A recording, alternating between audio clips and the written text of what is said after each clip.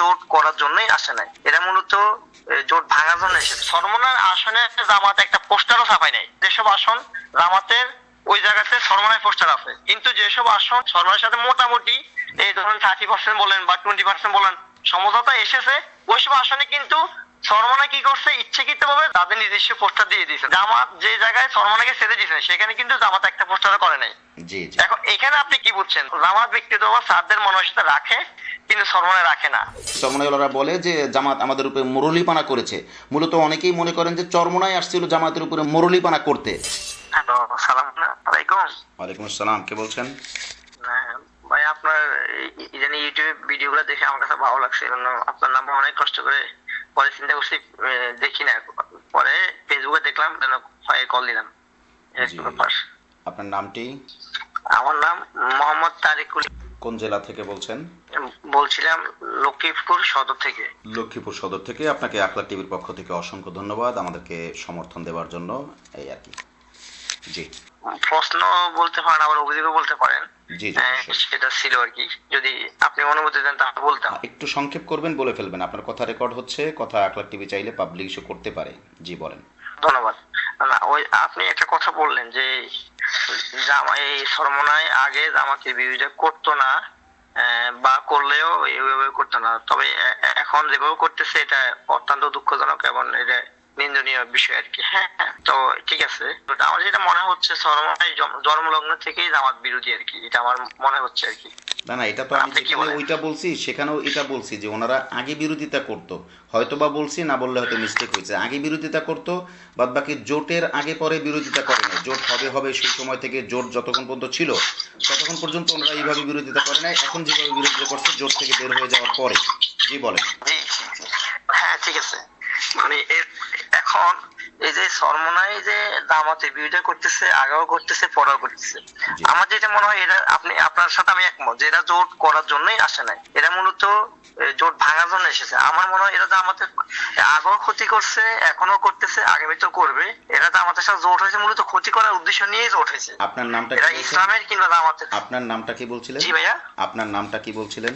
আমার নামটা মোহাম্মদ তারিকুল ইসলাম আজম। মোহাম্মদ তারিকুল ইসলাম ভাই, আপনি লক্ষ্মীপুর থেকে? জি জি, লক্ষ্মীপুর সদর থেকে। হ্যাঁ, লক্ষ্মীপুর সদর থেকে। আমি আপনাকে একটু সংক্ষেপে বলি। আপনি যেটা বলছেন যে আমি বলছি যে ওনারা জোট করতে আসেন নাই, বিষয়টা এমন না। আমিও বলতে পারি, বাদ বাকি তারিক ভাই আমি বলি আপনার সাথে কথা বলা হচ্ছে এবং কথা রেকর্ড হচ্ছে। আখলাক টিভি চাইলে পাবলিশ করতেও পারে, আমাদের কাছে প্রচুর কল রেকর্ড আছে, দেয় না। দুই একটা বিশেষ আমরা দেই। তো আপনার কল যদি প্রয়োজনীয় কথা হয় এবং আখলাক টিভি মনে করে দিতেও পারে, তো পাবলিশ যদি করে মানুষও জানবে। এখানে একটা কথা ক্লিয়ার করা দরকার, আমি কেন বলি নাই, মানে আমি এটার লায়াবিলিটিটা আমি কেন নিচ্ছি না। আমি একটা মিডিয়াতে কথা বলি, আমার পার্সোনাল কথা একরকম আর মিডিয়ার কথা হবে আর এক রকম। তার মানে পার্সোনাল একটা বৈঠকে বসলাম, একটা কথাবার্তা বললাম, তখন আমি একটা মতামত দিতেই পারি। কিন্তু যখন একটা ভিডিও বার্তা যাবে, যখন একটা লাইভে আমি থাকবো, যখন আমি সঞ্চালনায় থাকবো, তখন আমার কথাগুলো হবে কীরকম বলেন তো? কোনো পক্ষে যেতে পারবে না। এইটা আপনার জানার জন্য এবং আপনার মাধ্যমে যদি কল রেকর্ডটা পাবলিশ হয় তাহলে তাদেরও জানা দরকার যে মূলত এই কথাগুলো, এইটা কিন্তু আমার কথা না, মানুষ বলছে, আমি সেটা তুলে ধরছি। কিছু কথা আমি সাপোর্টও করি। সেটা কি, চরমনাই আসছি জোট ভাঙতে, এবং চরমনাই 100 সিট চাইছে, নিজে ইচ্ছা করে। সে 100 সিট জিততে পারবে না জানে, 100 সিট তাকে দেওয়া হলে সে ইচ্ছা করে জোটটাকে হারানোর জন্য। বলে তাতে তার লাভ কি? মানুষ বলে তাতে তার লাভ হলো বিএনপি রিফর্ম করবে। তো বিএনপি যদি আসে, বিএনপি আসলে আওয়ামী লীগ রিফর্ম করতে পারবে, যেহেতু বিএনপি আওয়ামী লীগের সাপোর্টে কথাবার্তা বলতেছে। তো এই যে কথাগুলো, এটা মানুষ বলতেছে। যেমন আপনি আমার সাথে ফোন করে কথা বললে, এটা আমার কাছে একটা অ্যাসেট আসলে, একটা জমা হইলো, একটা অভিজ্ঞতা হলো।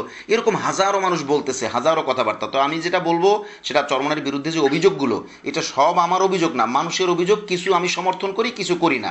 কিন্তু মূল কথা হলো ওনারা জোট ভাঙতে আসছে, বা ওনারা জোটে থাকতে আসে নাই, বা জোটের ক্ষতি করতে আসছে, বা ওনারা জোটের মধ্যে এসে ওনারা যেটা বলে, চরমনাইওয়ালারা বলে যে জামাত আমাদের উপরে মুরলিপানা করেছে।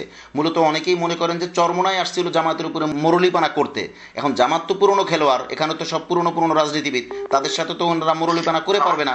এই যে খেয়ালগুলো, এটা আমি যেটা এতক্ষণের কথা আপনার কাছে ক্লিয়ার করতে চাই, বেশিরভাগই মানুষের কথা, কিছু আমি সমর্থন করি, কিছু আমারও কথা, বাদ বাকি সব কথাটা আমার না, পাবলিকের কথা। জি, আর আমি এটা মানে 100% শিওর হয়ে কেন বলতেছি, কেন যেহেতু আমি ওনাদের ভিডিওগুলো দেখতেছি আগ থেকে, এবং ওনাদের মাঠে ময়দানে কার্যকলাপ। হ্যাঁ, আমাদের লক্ষ্মীপুরের এই 4 আসন নিয়ে আমি বলতে পারি। যেমন আমাদের আমি যে আসনে আছি সেটা হলো রায়পুর 2 আসন, অর্থাৎ লক্ষ্মীপুর 2 আসন।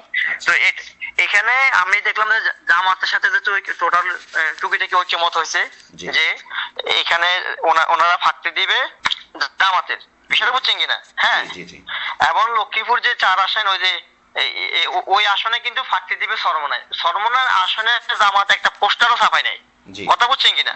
হ্যাঁ, এবং আমি আরো গিয়েছি নোয়াখালীতে, এবং আমি জানি কয়টা জেলাতে গিয়েছিলাম আমার ব্যক্তিগত কাজে।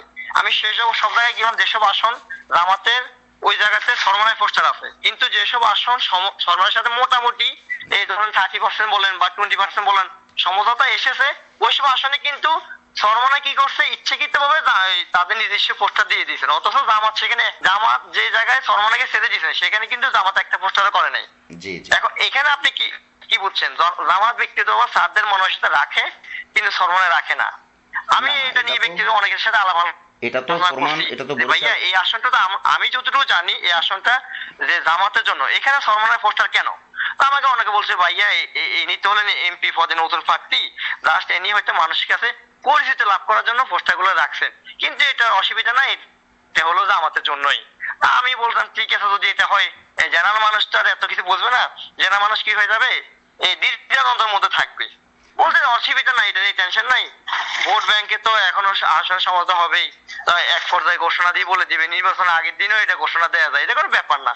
আমি এটা নিয়ে অতটা চিন্তা করি নাই, কিন্তু আমি 100% কমফোর্টেবল ছিলাম যে এটা কিন্তু একটা ওই যেটাকে মুনাফিক চরিত্র বলে আর কি। হ্যাঁ, পরবর্তী যখন জোট বাংলো তখন ওই ভাইদেরকে বললাম, দেখো ভাই এটা কিন্তু আগ থেকেই কেন পোস্টার রাখছে, কেননা যদি হঠাৎ করে পোস্টার নিয়ে আসে তাহলে মানুষের চোখে পড়বে না, এজন্য আগ থেকেই মূলত এরা এই পোস্টার লাগা রাখছে আর কি। তাতে কি হলো, এরা কিন্তু এটা লাভ হলো, এদের কিন্তু লস পজিটিভ নেই। শোনেন, এক্ষেত্রে দুইটা ব্যাপার। একটা ব্যাপার হলো জামাত যে ছাড় দেওয়ার মানসিকতা রাখে, এটা তো জোট থেকে ওনারা যাওয়ার পরেও বরিশাল 5 আসনে জামাত জোটের প্রার্থীকে আপনার রিমুভ করাইয়া এরপর তারা সমর্থন দিয়ে দিছে পুরা। তো এইটা একটা প্রমাণ। এরকম আরো 2-1 জায়গায় আছে। বাদ বাকি কথা হলো আপনি যেটা ধরছেন যে পয়েন্টটা, যে জোটের কথা তারপরও প্রচারণা কেন, এই বিষয়টা হলো দুই দলের ভিতরেই একটা দূরত্ব আগে থেকেই কাজ করছে। এটা আমরা শুরু থেকে লক্ষ্য করছিলাম, কিন্তু আমরা কখনো মিডিয়াতে কথাগুলো আনি নাই। কেন আনি নাই? আমাদের কথার দ্বারা কোনো দূরত্ব সৃষ্টি না হোক। এরকম জায়গায় জায়গায় নমিনেশন পেপার সাবমিট করা, এরপরে পোস্টার লাগানো, প্রচারণায় কাজ করা, এই সমস্ত বিষয়গুলো ছিল। যদি তাই না থাকবে তাহলে ওনারা 268 আসনে কিভাবে নির্বাচন করে, মানে যদিও তারপরে কিছু কমছে তাহলে 268 আসনে ওনারা তো অবশ্যই নমিনেশন পেপার সাবমিট করছে বিলেই তো আজকে কথাবার্তা হচ্ছে। আপনি যেটা ধরছেন এটা ঠিক আছে। বাদ বাকি এটা আসলে এই আলোচনা করে আর লাভ কি? ওই কথা আছে না যে আমার যদি মাথায় না থাকে তাহলে আর ব্যথার আলোচনা করে লাভ কি? জোটই যখন টিকে না, এখন এই আলোচনাগুলো আসতেছে ঠিকই, কিন্তু এই আলোচনা তো লাভ নাই। তবে জোট টিকলে এই আলোচনাগুলো থাকতো না। ফাইনালি হইতো কি, যেই প্রার্থীগুলো যে জায়গায় ফাইনাল হতো ওই জায়গায় নির্বাচন। তবে ওনারা যাওয়ার পরে ওনাদের আসলে লস হয়ে গেছে, ওনাদের বড় মাপের লস হয়ে গেছে, জাতিরও লস হয়ে গেছে, এই জোটেরও লস হয়েছে।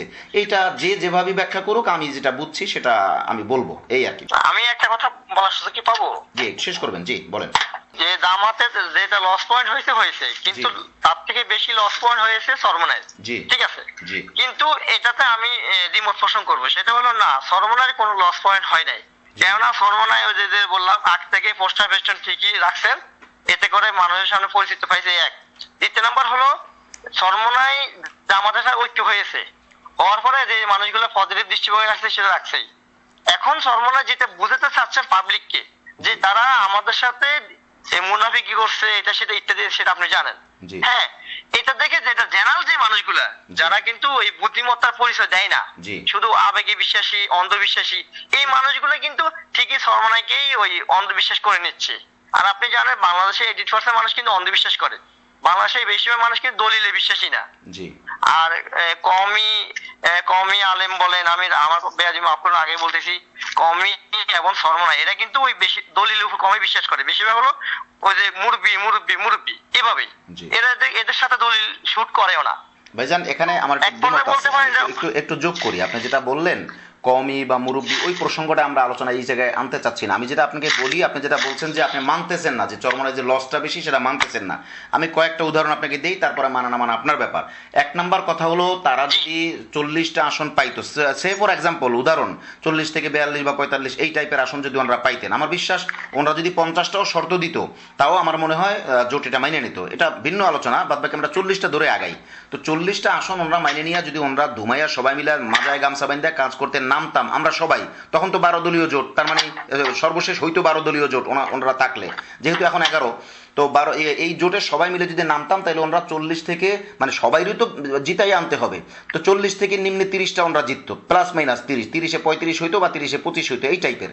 তো এই যে 30 জন মানুষ ওনাদের দল থেকে একসাথে সংসদে যাওয়া, এটা ওনাদের জন্য একটা বিরাট বিপ্লব ঘটে যেত, ওনাদের দলের জন্য এবং ওনাদের আন্দোলনের জন্য। কারণ এই জোটটা তো জোট না, এই জোটটা হলো অনবক্স পলিসি, মানে আসন সমঝোতা। তার মানে হলো এরা তো কেউ জোট করে নাই।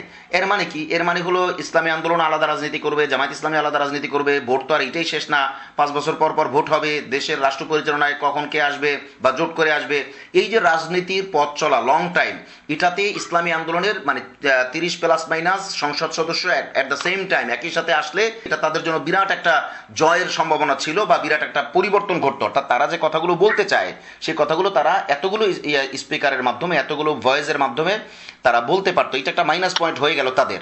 2 নাম্বার কথা হলো, আপনি যেটা পয়েন্ট ধরছেন যে এই দেশের মানুষ বেশিরভাগই সহজ সরল বিধায় বুঝতে চায় না বিষয়গুলো ডিপলি, ওনারা যা বলতেছেন এই সে, আপনি কি জানেন ওনারা যে বলতেছে শতকরা 50% মানুষ ওনাদের কথা শুনতেছে না, 30% শুনতেছে না, 20% যদি বলি তাহলে সেটা ওনাদের লোকজন যারা বা ওনাদের সমমনা যারা বা ওনাদের খায়ের হিতাকাঙ্ক্ষী যারা, এরাই শুধু শুনতেছে, আমজনতা ওনাদের কোনো কথাই গ্রহণ করতেছে না। কেন গ্রহণ করতেছে না? ওনারা যে বেরোয় গেছে জামাতের জন্য ভ্যালিড কারণ ওনারা দেখাইতে পারবে না। কেন পারবে না? শেষ বৈঠকের দিন, শেষ সংবাদ সম্মেলনের দিন পীর সাহেব চরমনাইয়ের জন্য বৈঠকে আসন রাখা হয়েছে এবং সংসদে ওনাদের জন্য সংসদীয় আসন খালি রাখা হয়েছিল, ঘোষণা হয়েছে বারবার, এবং পরবর্তীতেও বলা হয়েছে ওনারা আসলে মোস্ট ওয়েলকাম, তাদেরকে স্বাগত দিয়ে নেওয়া হবে। তাইলে কি দাঁড়ায়? মানুষ দেখবে ওনারা যে অভিযোগগুলো দিচ্ছে এই অভিযোগ গ্রহণযোগ্য না, এটা হলো এক। আরেকটা কথা হলো কি, ওনারা যে জামায়াতের বিরুদ্ধে এখন যে নতুন নতুন অভিযোগগুলো তুলছে যে জামায়াত আমেরিকার সাথে গোপন বৈঠক করে, ভারতের সাথে গোপন বৈঠক করে, এই বৈঠকগুলোকে মানুষ গোপন বৈঠক ধরেই না, কারণ এই বৈঠকগুলো গোপন বৈঠক ছিল না। এই বৈঠকগুলো রাষ্ট্রীয় কাঠামো, রাষ্ট্রীয় সিস্টেম অনুযায়ী এই বৈঠকগুলো কূটনৈতিকদের সাথে হইতেই পারে। হ্যাঁ, ভারতের বৈঠকটা তারা গোপন রাখতে বলায় এনারা সাময়িক সময়ের জন্য গোপন রাখছে, এটাকে গোপন বৈঠক বলা যাবে না। এখন ওনারা যে কথাগুলো বলছে এটা আমজনতা ওইভাবে নিচ্ছে না, নিবে না, অর্থাৎ ওনাদের যে একটা জাগরণ তৈরি হয়েছিল সেই জাগরণটা নাই। It's my personal opinion and my personal point of view. জি বলবেন। ধন্যবাদ আপনাকে বিরক্ত করার জন্য, আমি আন্তরিকভাবে দুঃখিত। আপনি কথাটা অত্যন্ত যৌক্তিক। ঠিক আছে, আমি আপনার সাথে একমত পোষণ করতেছি, হয়তো কথাই পারবে এই আর কি ব্যাপার। তো যাই হোক, আপনাকে আবারও ধন্যবাদ জানাচ্ছি আমাকে সময় দেওয়ার জন্য। আমি বিদায় নিচ্ছি আপনার কাছ থেকে। সালামুন আলাইকুম। ওয়ালাইকুম আসসালাম ওয়া রাহমাতুল্লাহি ওয়া বারাকাতুহু।